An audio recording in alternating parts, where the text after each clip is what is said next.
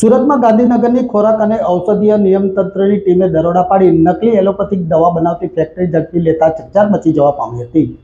સુરતમાં ઘણા સમયથી નકલી ખાદ્ય ખોરાક, ઘી, પનીર અને દારૂ જેવી ચીજ વસ્તુઓના વેચાણ થતા દરોડા પાડી આવી ચીજ વસ્તુઓ વેચાણ કરતા ઇસમોને ઝડપી કાર્યવાહી કરવામાં આવી હતી। ત્યારે લોકોના સ્વાસ્થ્ય સાથે ઉપયોગમાં લેવાતી નકલી દવા બનાવતી ફેક્ટરી પકડાતા હાહાકાર મચી જવા પામ્યો છે। લીંબાયત ઝોનની બાજુમાં જ આયુષી એન્ટરપ્રાઇઝ દ્વારા મોટો ખેલ કરવામાં આવતો હતો। બનાવટી એલોપેથિક દવાનું લેબલ લગાડી ઓનલાઈન વેપારીઓ વેચાણ કરતા હતા। સરથાણાના વીટી સર્કલ નજીક આરજે એન્ટરપ્રાઇઝ પણ પકડાઈ હતી, જ્યારે માંગરોળ તાલુકાના પીપોદરાની કાહિરા બાયોટેકમાં પણ રેડ કરવામાં આવી હતી।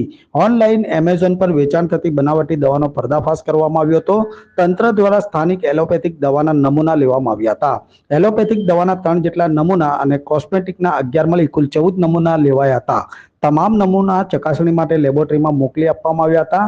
ગાંધીનગરની ખોરાક અને ઔષધ નિયમન તંત્રની ટીમે દરોડા પાડી 30 લાખની કિંમતનો બનાવટી એલોપેથિક દવા અને કોસ્મેટિકનો જથ્થો અને મુદ્દામાલ જપ્ત કર્યો હતો।